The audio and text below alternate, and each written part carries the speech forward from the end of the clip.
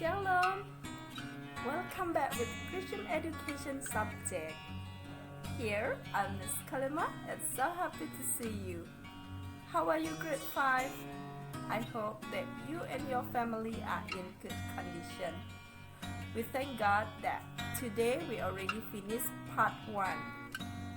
Pada bagian 1, kita sudah belajar tentang ketidaktaatan manusia pada kehendak Allah.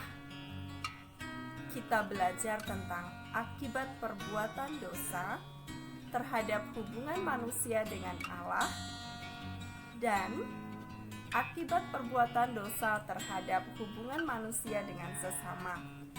Nah, pada bagian yang kedua ini kita akan belajar tentang Allah pengampun.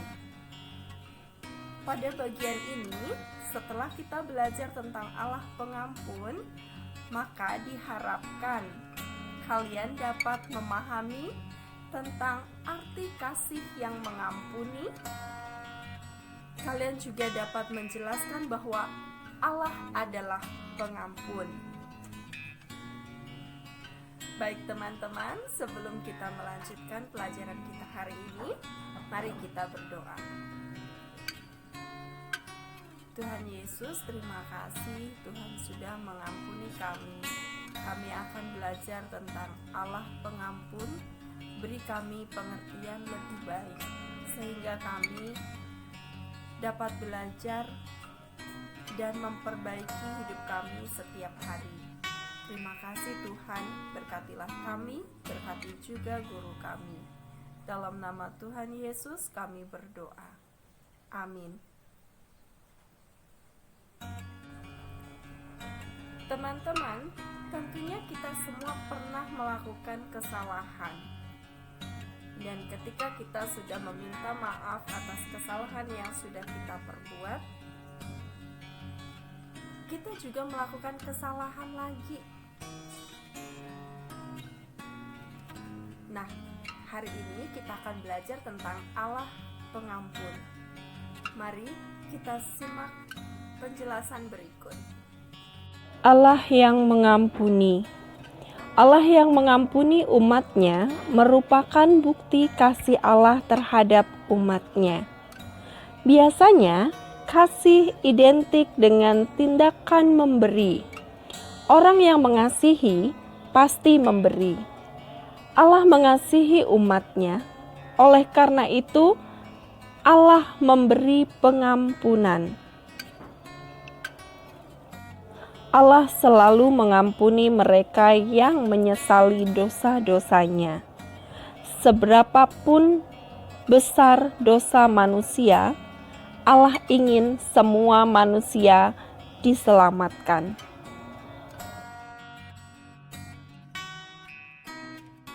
Seperti kisah bangsa Israel, berkali-kali umat Israel memberontak dan tidak taat kepada Allah.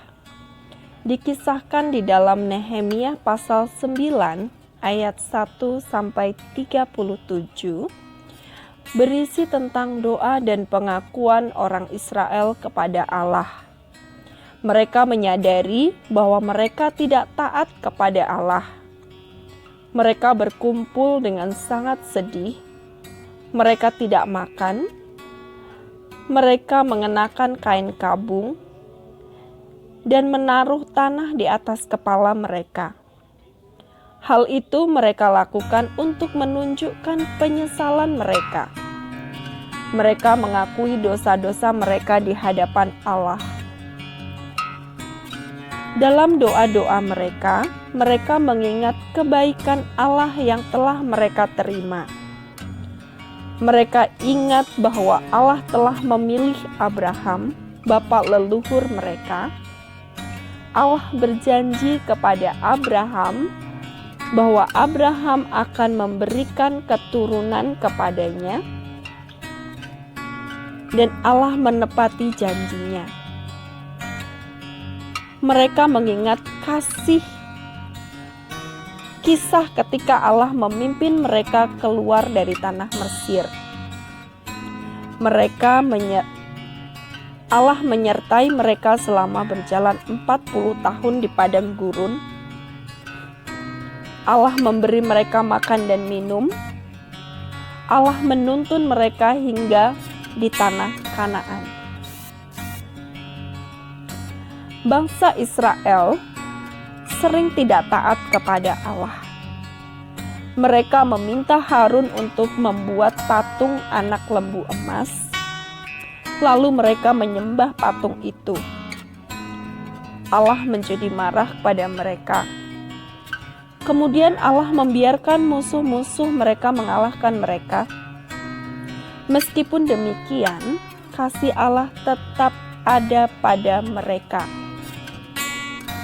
Melalui pelajaran ini, kita belajar bahwa Allah mengampuni umatnya, sekalipun umatnya berkali-kali melakukan kesalahan seperti bangsa Israel. Ini membuktikan bahwa Allah mengasihi umatnya. Kita belajar bahwa kasih Allah identik dengan memberi. Mengasihi identik dengan memberi. Allah memberikan putranya yang tunggal untuk mengampuni umatnya. Allah memberikan Yesus Kristus putranya yang tunggal untuk mati di kayu salib untuk menebus dosa manusia. Baik teman-teman, kita akhiri pelajaran kita hari ini. Kita akan berdoa. Mari kita berdoa. Tuhan Yesus, terima kasih karena Engkau mengasihi kami. Engkau memberikan putramu yang tunggal Yesus Kristus untuk mati di kayu salib, menebus dosa-dosa kami. Ajarlah kami Tuhan untuk menghargai keselamatan yang Tuhan berikan dengan berlaku yang baik. Terima kasih Tuhan. Terpujilah namamu, di dalam nama Tuhan Yesus kami berdoa. Amin.